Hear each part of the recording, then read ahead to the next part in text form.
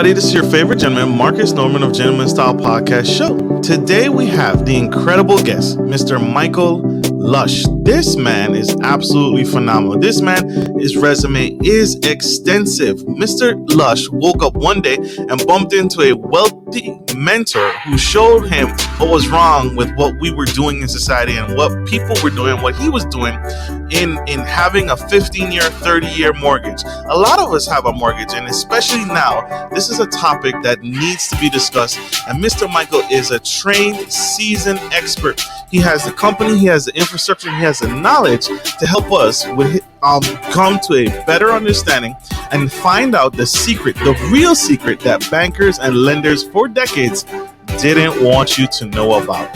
So help me welcome to the stage the incredible, the amazing Mr. Michael Lush.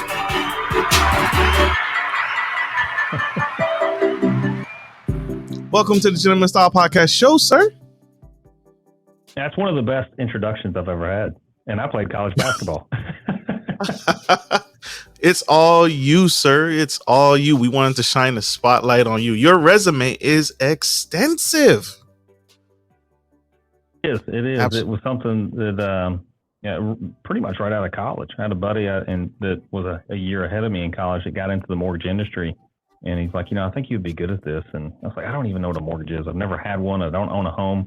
How am I going to be good at this? And the rest is history. Yeah, I got into the mortgage industry and rose the ranks. And come to find out, it was a wealthy mentor of mine who owned a fund, or I should say managed the hedge fund. He was the principal manager of the hedge fund and shared the secret with me for about 10 or 15 minutes. And that was a tailspin from there. That was back in 2009. And here in 2021, and I'm anti-mortgage. Anti-mortgage. That makes sense. I think everybody hates cutting that check every single month. I hate stroking that check. It's like, didn't I pay you last month? Right. Yeah. Next month won't be any different, will it? No. But here you are to spill the tea on how we can maybe not change next month, but maybe change our year. And so that's what we need you to help us get to a better place and better understanding. But before we go into that, I have to ask, successful people have successful habits, things that they do day in, day out, every single day. What is it that you do that has led to your success, business or personally, that really sets the tone for your day? Oh, that's easy. I start my day with prayer. First thing I do, get out of bed, whether it be in the shower, brush my teeth, maybe not out loud. Sometimes it's out loud, but, speaking the affirmations, but also, praying to my God and, asking him for forgiveness, but also asking him to continue to bless me the way that he has, and to be a good steward of those blessings. I think a lot of times, we can be blessed as individuals, but if you're not prepared for it or ready for it, we're not good stewards of those blessings. So that's one of the main focuses of my prayer is, Lord, if you're going to bless me and continue to bless me, I just ask wisdom and guidance that I take those blessings and bestow them amongst other folks as well. Amen. So, Mr. Lush, thank you for saying that. And that's absolutely true. It is absolutely true. Morning prayer. I remember this scripture not the scripture, but the context of what this pastor has said is every morning when you start, before you tackle the day, before you start your day, you need to adorn yourself with the armor of God. And the armor of God is his word. Getting in scripture and talking to him and spending time with him. And that is the armor. No warrior, no sentry, no centurion goes into battle without their armor, their proper gear. So it's the same thing. So thank you for saying that. Yeah, absolutely. And in fact, it's something that folks that follow me or, become a student of mine will quickly understand, and I'm unapologetic about it. So one of the things I'm most proud about when I built this program and company is to share the gospel. And we, on average, share the gospel with 5 to 6 individuals every single day automatically. So sometimes we're sitting down with, some of the Christians are like, I'm a better Christian than you. What have you done? And I never want to brag about, being a better Christian. That's judgmental. But, having those conversations that, they talk about this and that, and then they just assume, you've got a beard, you talk about a neck, and you're probably not sharing the gospel as much as you should. And that's when I speak up. So it's funny you should ask, because I've been doing that for 7 years, and I share it with 5 to 6 individuals every single day. I took a day off. And I do that through my course, which is an easy way to do it. So it may be more than 5 or 6. I stumble across people, but through my course and through my teachings, people are going to find the gospel.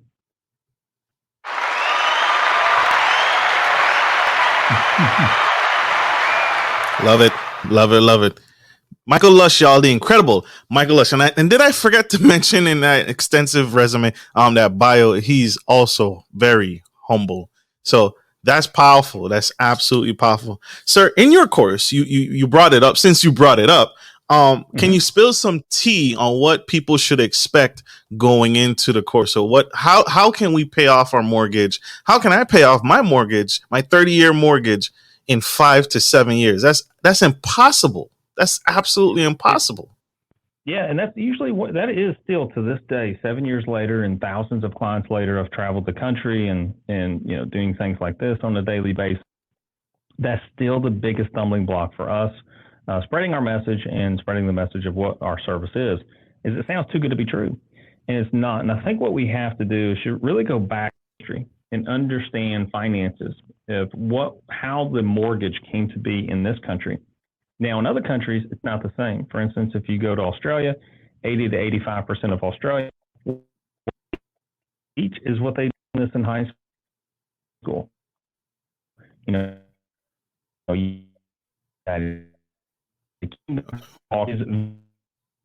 13. So prior to 13, what I'm talking about was very normal. A mortgage was an open-end product, meaning money could move in and out freely, 24/7. It was very popular amongst farmers.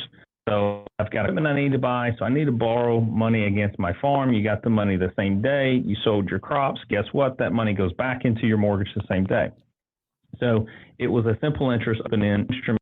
However, 1913, that changed the game forever.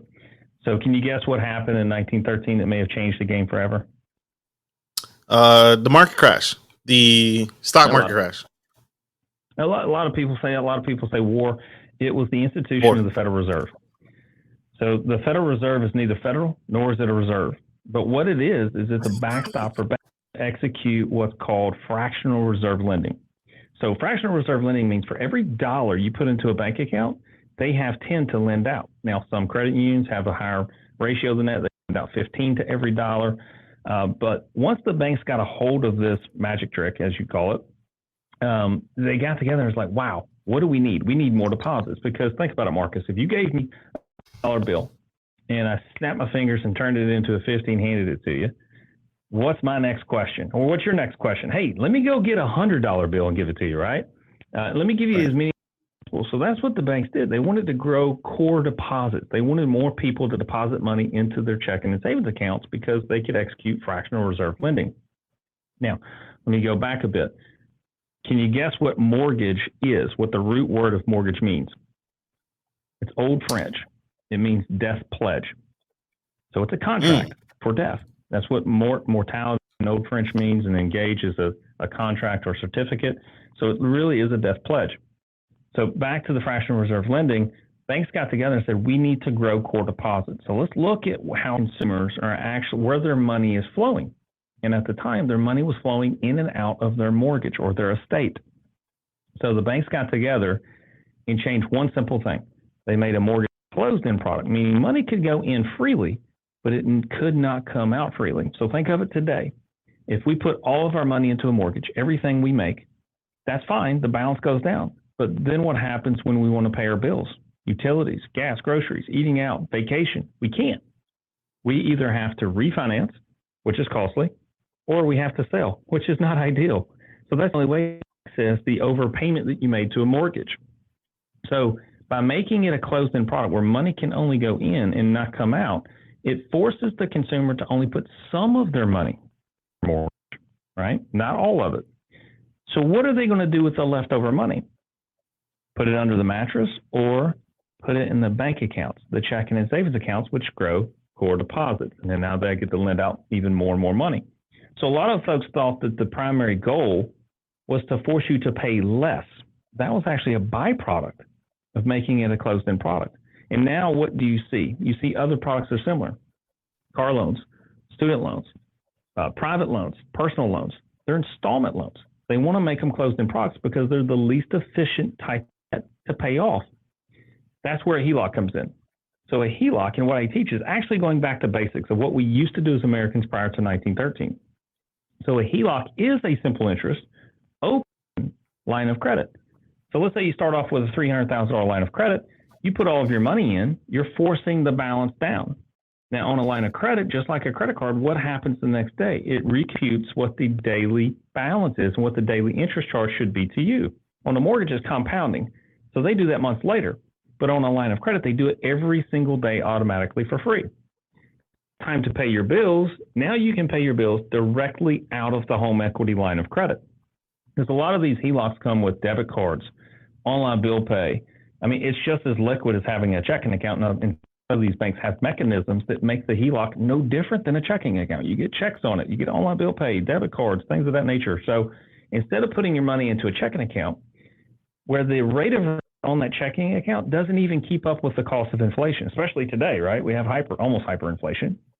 So your money sitting in there earning 0.25% is far less than the rise of cost of goods and services. So why not take that money and put it into an instrument where you're 100% liquid 24/7? If you need it 5 minutes later, boom. It's a simple stroke on your board or on your phone to get money back out.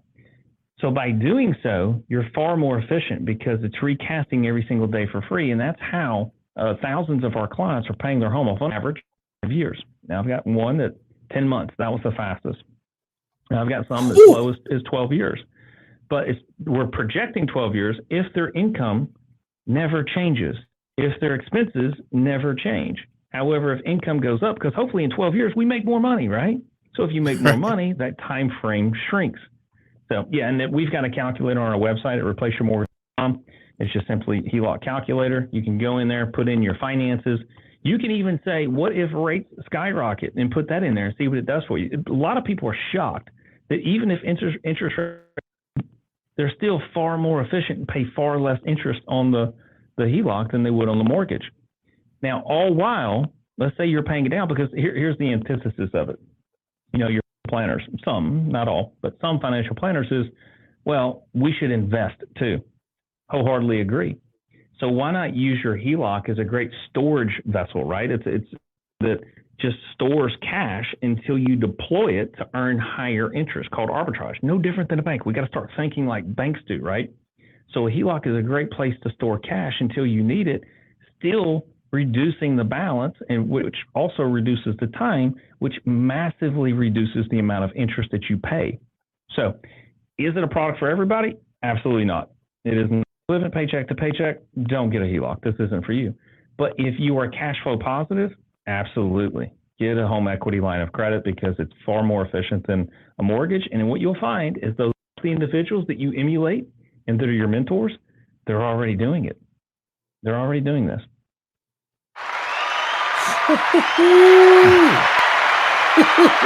Wow. We have to unpack that. That was a lot of information.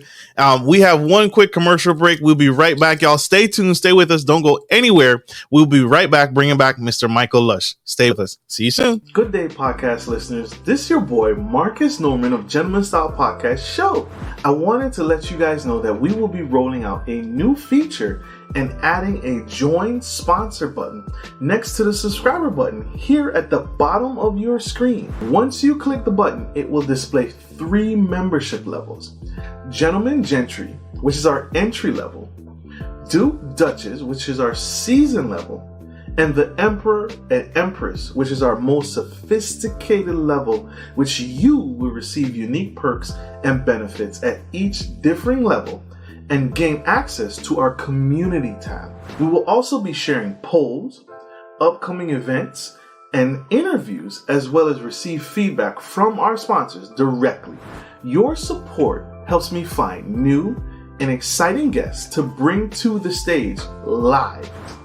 Well, in order to get the higher end speakers, it requires, well, some, you guessed it, money. So thank you for tuning in to my channel. And if becoming a sponsor sounds good to you, then select the join button below and choose your desired sponsor level.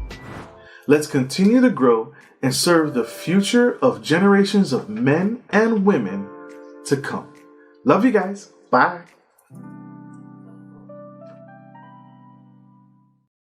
Welcome back, y'all. This is the Gentleman Style Podcast Show. We have the incredible, the amazing, the big thinking Mr. Michael Lush. This man absolutely is a game changer. He just broke down, if you missed it, he just broke down how a HELOC, a home equity line of credit, is a better financial product, better than your debit card, better than your checking account, better than your savings account. And it's a much better product, and how to effectively use it, which we are about to dissect, how to effectively use it to pay off your mortgage in 5 to 7 years. So, Mr. Lush, you dropped a bomb just now, and it is an absolute game changer. And so why not do the same? First off, this isn't a scam, y'all. This is real deal. First off, why not use a different financial product? Because just like a HELOC, a line of credit, why not use a regular line of credit? Or why not use a credit card to accomplish the same thing, right? Can we, or can we not do that? You can, and not. The issue with a mortgage, though, is it segregates your income. So when you segregate your income, you lose efficiency. So some companies out there will say, well, get a home equity line of credit in second lien position.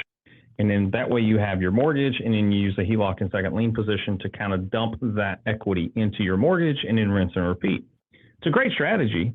However, there are some risks associated with it. One, it's less efficient because you still have segregation of income. And what I mean by that is you still have money going towards the mortgage that is not getting applied towards the HELOC, right?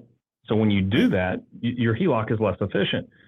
And most folks never thought to ask. And this, again, it just came to me as a banker back in 2009. I'm like, well, that we're thinking of it in second lien position. Why not in first lien position? Let's do it in first lien position. The answer is yes. Think about it. If you're a bank, especially go through 2008 and 2009, and you're in second lien position, you're pretty nervous, right? Because home values are declining, people are foreclosing. And if I'm the bank and I'm sitting in second lien position behind a mortgage holder, there's no guarantee that I'm getting paid off, or anything for that matter. So why not ask the bank, can I be in first lien position? And a lot of bankers don't even realize they have the product to be in first lien position. So what we're talking about is literally refinancing your mortgage and changing the mortgage into a home equity line of credit, which doesn't take a lot of equity, basically 10% equity. So let's say you have a $400,000 home and you owe $360,000 on your mortgage. A lot of folks are like, well, how am I going to take $40,000 to pay off my $60,000 mortgage? You're not messing with the $40,000. All you're doing is changing the debt instrument, which is your mortgage, and changing it to a home equity line of credit to refinance. So a lot of folks will refinance to an FH or from an FHA loan to a conventional loan to get rid of mortgage insurance. Well, a home equity line of credit, you can do the exact same thing. No, speaking of mortgage insurance, HELOCs never have mortgage insurance, ever.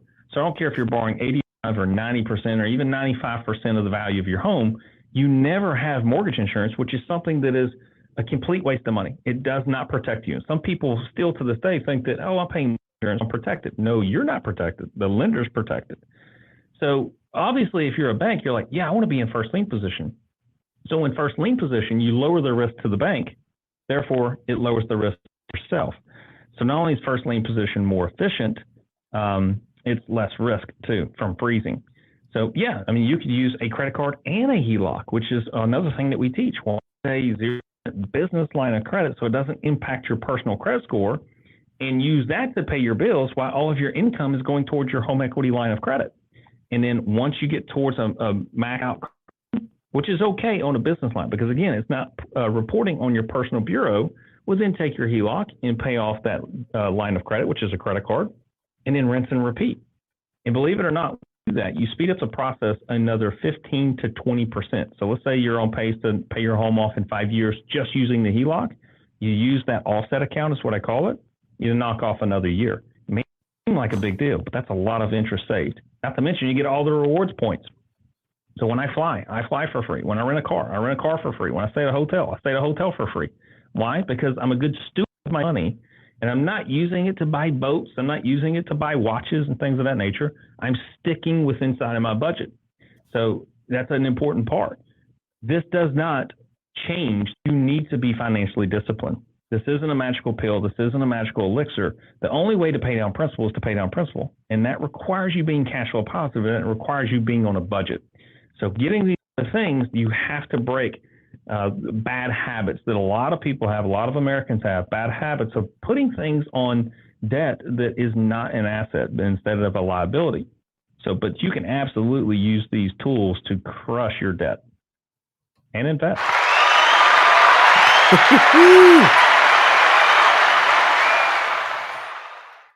That's major. And that's major. So I have to ask a question because a HELOC and a credit card, my credit card interest rate fluctuates.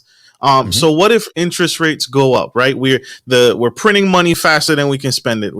There's cash being infused in the economy. The Federal Reserve announced that although interest rates are lowering up, keeping them low, interest rates are starting to peak and interest rates are starting to turn a corner, especially in the real estate market. So what do I do when interest rates go up on my credit card or my HELOC? Is this still an effective method?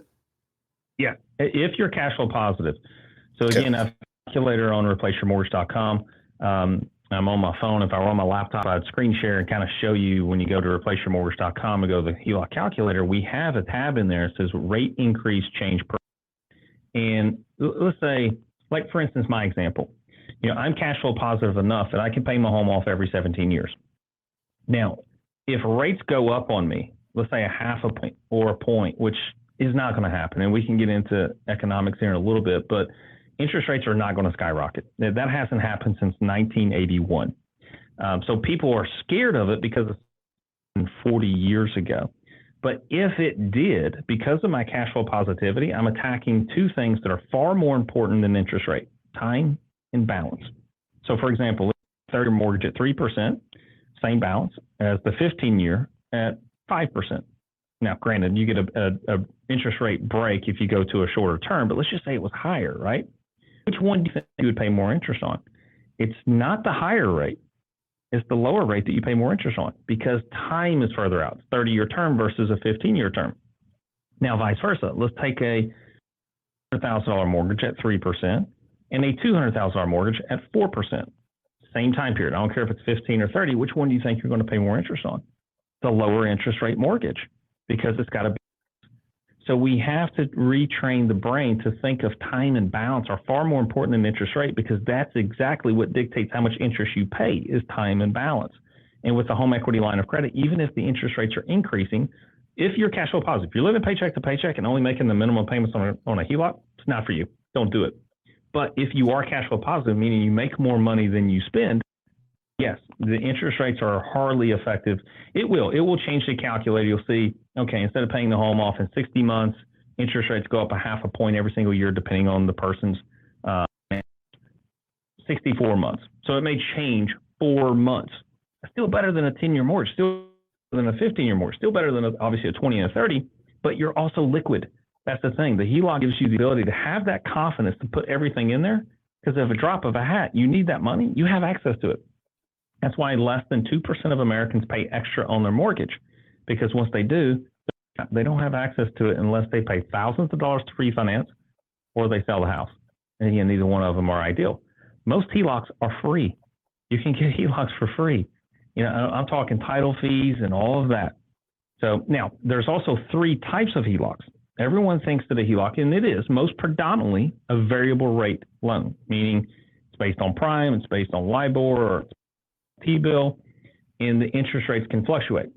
I personally like the 6-month T-bill. Take a look at it today. It's sitting at 4 basis points, right? So I go get a HELOC from a lender or a bank based on the 6-month T-bill. Yeah, they're going to put margin in because they got to make money. I'm still sitting at 3%. How often is T-bill? We look at it over the last 2 years. It's done nothing but tank. You mentioned interest rates have gone up on mortgages. They have not gone up on HELOCs. And in fact, they've gone down.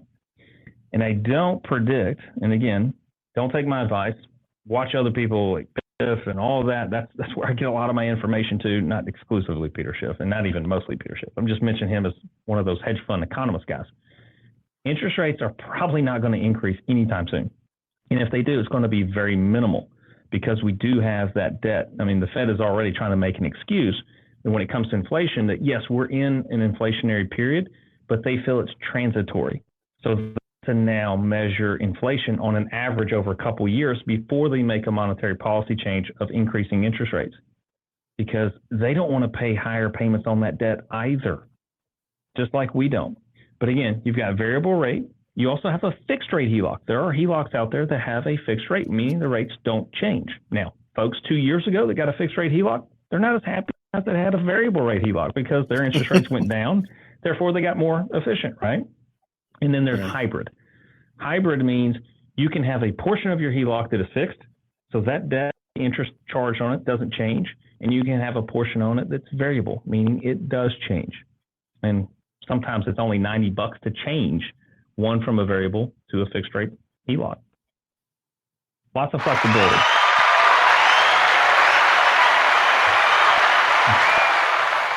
This is incredible. This is incredible. So I oftentimes have real estate investors on the show, and when they talk about buying real estate, can this strategy be implemented? You mentioned it earlier. Have to have positive cash flow. If you're living paycheck to paycheck, this strategy is not for you. This program is not for you.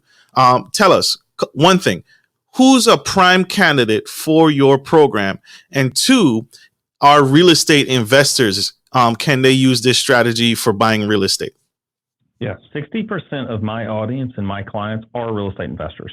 And I should say are either real estate investors or want to be real estate investors, or saying that they want to be or need to be real estate investors. So I'll tackle that, and then I'll go back to the criteria of what it takes to be a client. So let's say you're a real estate investor and you've got a home worth $400,000 and you owe $200,000, and you can access, the additional $160,000, right? So you refinance your mortgage and get a $360,000 home equity line of credit. Here's another thing that's different about a HELOC than a mortgage. If you refinance your $200,000 mortgage to a $360,000 mortgage, you're paying principal and interest payment on the full $360,000 day one. On a home equity line of credit, you only pay interest on what you've used.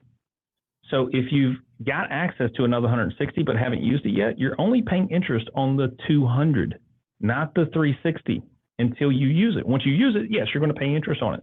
But on a mortgage, it's a cash grab. Let me get it now. Now my payment went up, my interest went up, the interest cost went up. Maybe not the interest rate, but the interest cost went up because I've accessed that cash. I need to hurry up and deploy it and find something that's going to offset the interest cost as soon as possible because I'm paying it day one. On a HELOC, that's not the case. Even folks that have a free and clear home, get a HELOC. Get a HELOC at 90% of the value of your home. I'd rather have access to it and not need it than need it and not have access to it. Coronavirus is a great example, and I can share some client testimonials as far as what happened during coronavirus for my clients versus folks with a mortgage.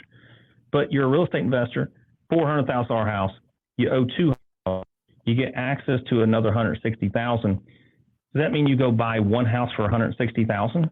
No. What you do is you chop that $160,000 up into down payments on, let's say, your $100,000 rentals, right? 2-bedroom, 1-bath rentals, and they're $100,000 a piece. Well, you can put 20% down on a purchase money HELOC. So there are banks that will allow you to purchase with a HELOC, not a mortgage, with 20% down. So you chop up that $20,000, you can now go buy, 8 properties. 8 properties, also financed on a HELOC. So instead of being a part-time real estate investor, you can now become a mogul. So now you've got access to 8 properties, which is, it's better to have 8 properties than 2 because of vacancies or, damage and things. I'd rather have 10, 15, 20 properties that are rented out at 80 to 90% capacity as opposed to having 2 properties. And every now and then I've got to properties and I've got a cash flow disruption. So you can use the HELOC to invest in real estate. Now, back to the first question is, who's this for? Banks are very low to HELOCs. However, I would not recommend this to anyone who has less than a 660 credit score. If you have less than a 660, typically it means there's some type of financial discipline that they lack. They miss payments on something or they're maxed out on something, and they need further education before they proceed with this. So 660 plus credit score. Secondly, 10%. So if you have a $100,000 home and you owe 90, you're in good shape. You can do this. Or if it's a $200,000 property, you owe 180 and so on, 90% of the value of your home, you got 10% equity, then that's importantly, I hate to reiterate this and beat it like a dead horse, but cash flow positivity. You have to make more money than you spend. You have to have already mastered your budget. If you have, go talk to Dave Ramsey. If you have, let's graduate from baby steps. Let's move on to something more strategic and more adult. There it is. There it is. The magic. You all, this is phenomenal. We have one more quick commercial break. You guys don't go anywhere. Stay tuned. Stay with us. Stay engaged. We'll be right back. Are you a local business looking to offer your customers easy access to cash without having to travel miles? We're here to help. At Norman Legacy Investments, we provide free ATMs with free installation that provide a suitable investment for your business. Even better, we offer you some profit sharing and handle everything from start to finish. Just reach out to us today to schedule a free consultation.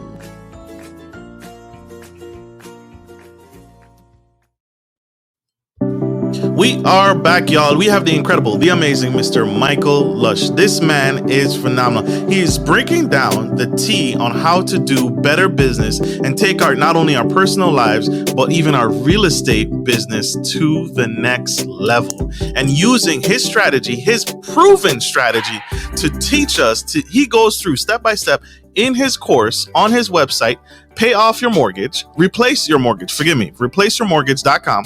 And he is teaching this strategy. He's going to take you hand by hand with his team and his company. He's going to walk you through the steps to pay off your mortgage in 5 to 7 years. And if you missed that, scroll back, go back, or tune in, or click the link in the description below. This is powerful news. Sir, why aren't banks doing this? Why aren't financial advisors teaching this, right? Why am I sitting here paying a 30-year mortgage? I mean, I know people who rent and they're in their 50s and are now considering getting a mortgage at 50 years old. Where have you been? Yeah. I asked myself the same question. I wish I'd have known this prior to 2009 because, as someone who was in the mortgage business for so long, I wrote thousands of mortgage applications. So who do you think it was the first people that I called and said, hold up, I believe we've made a mistake? It was all of those, right? I had to write the wrong one family at a time. So I wish I'd have known it. It's funny because in 2004 or 2003, I bought a house in Charlotte, North Carolina. At the time, it was primary residence. And I had a buddy that used to work for me, and he went to work for another company, and they had a first lien HELOC. Now, he didn't know enough to try to educate me on the subject. He's like, no, somebody told me this is what you need to do. And I closed on it. I did, but I got scared within 2 or 3 months after getting it and getting in the home. I was like, I don't know, man, this is a variable rate. And I refinanced it to a more, and had I had the proper education, I wouldn't have went through the financial turmoil that I did in 2008. Went through bankruptcy, foreclosure, cars repossessed, and all that. I wouldn't have. I would have been able to weather the storm, which kind of brings me back to a point I made earlier and wanted to expand on is how is this beneficial in times of distress? Let's say coronavirus. Because so far, all we've talked about is this is a great strategy, right? But what if you need to survive? So a lot of these HELOCs, again, let's say you've got a $400,000 house and you've paid down on your line of credit. You're 2 years in. I've got thousands of clients that have been doing this with me since 2014. And then we have coronavirus. Maybe lose a spouse, lose income. We've had, several of those where income went down. They were furloughed and they were on a HELOC that they had been paying into. But remember me saying that you have access to your equity 24/7? You don't on a mortgage, right? So those folks that had a loss of income, if they go back to get access to that equity, one's going to take 30 or 45 days, but they got to prove income, right? Well, mortgage is now too nervous. They're like, no, sorry, your income went down. We can't approve you for that. So you're stuck with the mortgage you have. With a HELOC, you've got access to it 24/7. So let's say you've got a $300,000 line that you paid down to $200,000. A lot of these HELOCs, you don't have to make a payment to. They get onto the balance. So let's say you have a loss of income. Okay, well, I don't have to worry about the HELOC because I've got $100,000 on my line. So if I don't make a payment, it's going to just increase my balance. That's not ideal. That's not something you want to happen, but you also don't want foreclosure to happen either. So you can mechanize your HELOC to pay itself. It can cannibalize itself. You can actually take it a step further of not only not making a payment, you can mechanize your HELOC to pay you supplemental income. Now, if you only have access to $100,000, depending on what your expenses are, that's not going to last forever, right? So that's why I tell folks, get as big of a line of credit as possible. Even if you're not going to use it, you never know when things like this can happen. And it's funny because, now I'm part of the banking industry, and I own a minority share of a publicly or joint venture of a publicly traded bank. And I've been in the boardrooms with these hedge funds, the hedge funds that buy up this paper on the secondary market. And from 2009 to 2014, there was this one major hedge fund that bought tons of this paper. And that was during the mortgage meltdown, lots of foreclosures and whatnot, and foreclosure rate was north of 5%. The foreclosure rate or default rate on home equity lines of credit and first lien position were less or 115 times lower than mortgages because of what I just explained to you. So when times got tough, they didn't refinance. They just used their equity line to weather the storm, to pay the bills, to give them supplemental income. And in fact, one hedge fund had 2,416 transactions of position Helocs. And to this day, they've never had a single default. No one's been late on it. It's because it can feed itself. So there's advantages in times of thriving, massive advantages of paying it off early, but in times that you need to survive, there's an advantage there too. And that makes sense. And that makes perfect sense, right? Because you said it earlier. The biggest thing that we need, the biggest thing that we're looking for, that's what people needed during this recession. They needed time. And having that HELOC in place and having that cushion, that $100,000 on that $300,000 home line of credit gives you time. It gives you time to, if you lost your job, it gives you time to find a new one. It gives you time to make some life changes, to make some life adjustments. But like you said, it bought you time. So you don't have to worry about foreclosure. You can set yourself up. You set your HELOC up to just increase and pay your bills and pay your expenses and get what you need. But it gives you time. A lot of people didn't have time, especially people who live paycheck to paycheck. 1 week, we're 2 weeks away from financial disruption, but now you have that time. So thank you for saying that. Thank you for shining some light. Powerful.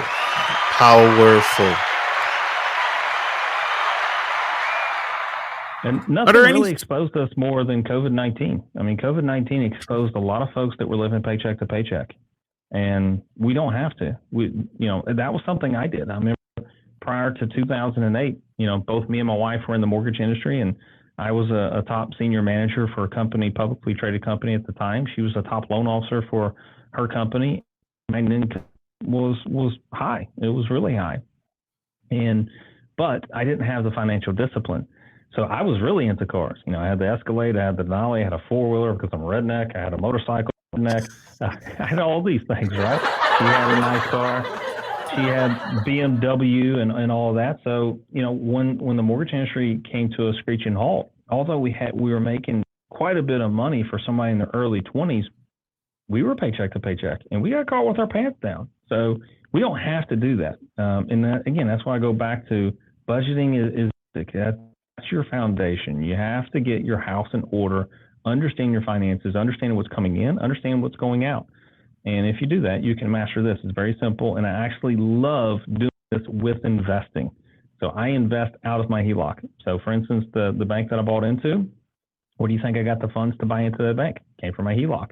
And 18 months later, I was getting dividends. Still do to this day. I get dividends. And I've not only paid back what I borrowed from my HELOC to invest in that, but then some. I've actually almost doubled it at this point in 18 months. So you can buy real estate. You can get into insurance, crypto if you want to, day trading, anything that you want. It's a vessel to store cash if you want to invest. Now, if you're, depending on your life cycle, you're like, you know what, I just want to be debt free. No problem. This is great for you. Absolutely. You have a book. We have to touch on this book. Where can people get access to this book? How can they find it? Where can it be bought? And what should people expect to get out of this book? Is it the same great knowledge? It's this knowledge, but it has lots of graphics on it that go through it math. One of our slogans is it's math, not magic, because I get it. It's too good to be true. When it was explained to me, I spent a year with a CPA and an actuary trying to disprove this, because proving it right meant what I was doing in the mortgage industry was wrong. And being a moral person, I didn't want to. It was funny because he told me, he said, honestly, Michael, what you're doing, fund manager. He said, what you're doing is you're selling financial crack to middle America. That's what a mortgage is. So that didn't sit well with me, and I didn't feel good about it. So I actually tried to disprove this. And it's just a simple math equation. We're not even talking hard math. We're talking third grade math. This is really simple math. So the book is going to break down all of those equations and graphs and show you why it works versus a mortgage not working, and why a mortgage was set up for you to fail. It's set up to segregate your income. It's set up to separate you from your cash so you'll deposit in a bank. So the book goes through that in greater detail, but I don't want to buy it. I just want to give it to you. So if you go to our website, replaceyourmortgage.com, you go to the bottom, you can download the book for free. Now, if you want to pay Amazon and go to Amazon and get the hard copy, that's fine. You can do it. Some people want the thump factor. Go to my website. I'd love to give it to you for free. I just want to share this information. Wow. There you have it, y'all. A free book. Replace Your Mortgage. All the numbers, all the details, all the facts for free by Mr. Michael Lush and his team. Sir, what would you say if you had any one more nugget? You've dropped nuggets throughout this whole show. If you had one more nugget to give to that young man, that young woman on the fence wanting to get started, what would you say to them today, right now? Especially if they're young. I just had a sister-in-law who's 18 years old, attended her graduation party yesterday.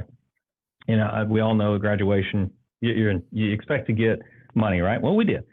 So we wrote her a check, and I wrote down the mathematical, what it would look like for her to retire in 50 years. And, you know, she babysits and has some odd jobs here and there and whatnot. So she probably earns $5,000 to $6,000 a year babysitting and all of her odd jobs. But that's enough to invest $200 a month. And I showed her that in 9 years, if she invested $200 a month in 9 years, and it stopped after that.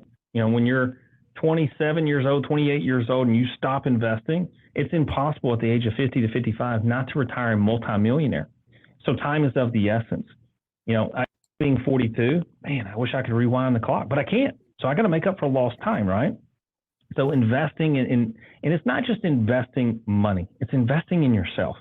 I spend more money investing in myself, coaching programs, people to coach me, mentors, physical endurance challenges, hire a coach. I invest in myself. I want to pour in myself. If you invest in yourself, have the mindset that I just need to pour. I need to be a sponge for knowledge and pour into myself.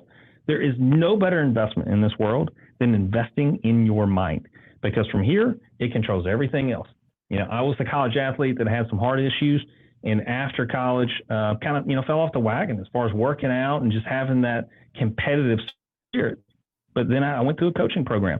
It changed my mind. In my mind, I realized the mind is telling me that I'm far more capable of what I'm putting out.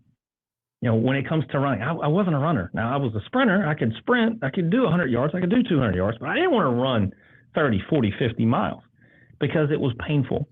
And what I learned through the process is that your mind is telling you that's your comfort zone. You've been operating in these two zones, and that is your comfort zone. You get outside of it, one way or the other, your brain's telling you, nope, don't do this. Something bad's going to happen. Your brain's actually lying to you. That's not true. And it's because, I went through Hell Week out in Southern California, and the first night was tough on me. I was vomiting on myself, actually fainted while I was running, and bumped my head, my knees, my ankles, and had one of my brothers kind of carrying me. And the goal is, hey, you've got to keep going. We've got to keep moving. And eventually you just break through that barrier, because my brain's like, I'm going to die. In fact, chugging water, we had 15 seconds to chug water, and I'm vomiting water. And I'm like, I'm actually going to die. But you just keep pushing, and you just trust the process. And not immediately, but probably 15 minutes later, I'm like, nothing can break me. I'm ready to go. What you got? And for the rest of the week, that was my mentality. And now for the rest of my life, that is my mentality. So train the brain. You're far more capable than you are.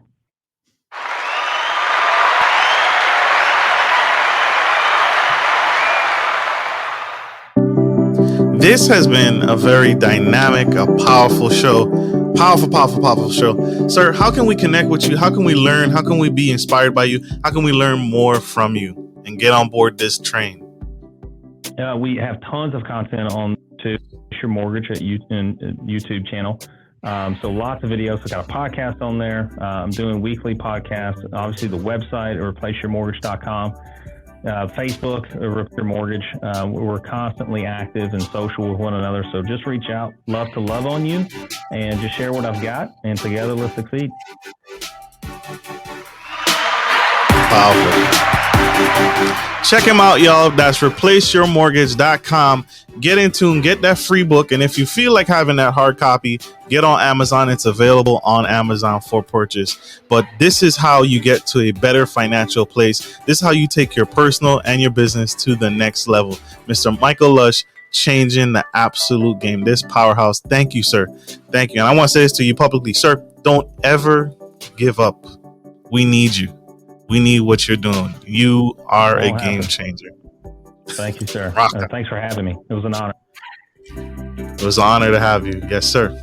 And thank you all, my audience, for tuning in to the Gentleman Style Podcast Show. I hope this message has served you, and I hope this helps take your business, your personal life to the next level. So like I end every show, take care of your family, take care of business, and take care of friends. This is Gentleman Style Podcast Show, your favorite gentleman, and Mr. Michael Lush of Replace Your Mortgage, signing off. Love you guys. Bye.